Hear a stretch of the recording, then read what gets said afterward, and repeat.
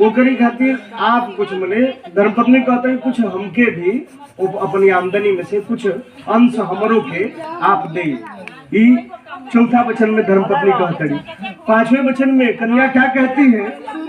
गजा स्वादि पशूनाम च हेयोपादेय कारणम अनापृच्छम न कर्तव्यम पंच पश्वति संवदेत। पत्नी कहती है कि क्रय विक्रय हो जब वाहन का, हाथी घोड़ा पशु प्राणी का, पत्नी की राय जरूरी है रखना तुलाज मेरी बाणी का। हे पति देवता सुनिए, अगर कोई वाहन बेच रहे हो, हाथी घोड़ा या कोई पशु प्राणी कुछ भी क्रय कर रहे हो, बेच रहे हो, तो एक बार मेरी राय जरूरी है, मुझसे भी एक बार पूछिएगा। इस बात का, इस वाणी का आप लाज रखिएगा। एक बार मुझसे कोई भी वस्तु बेचिए, कोई भी संपत्ति का क्रय करिए, तो एक बार मुझसे भी सलाह लीजिएगा। ये पत्नी पांचवें वचन में कहती है। छठे वचन में पत्नी क्या कहती है?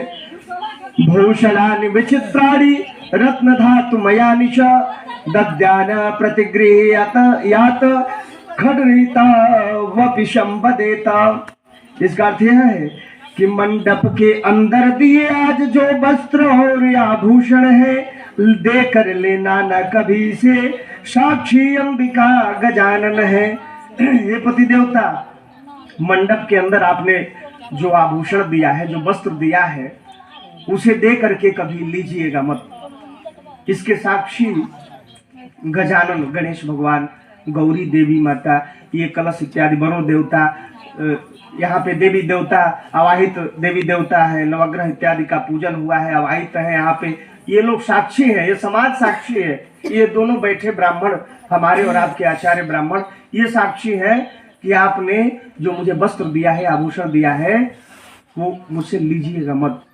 विपरीत परिस्थिति में जब समय खराब रही तो उनको उपयोग करे पड़ी। हालांकि धर्मपत्नी ये कह रही है कि मांगिएगा मत। ये छठे वचन में पत्नी कहती है। सातवें वचन में क्या कहती है?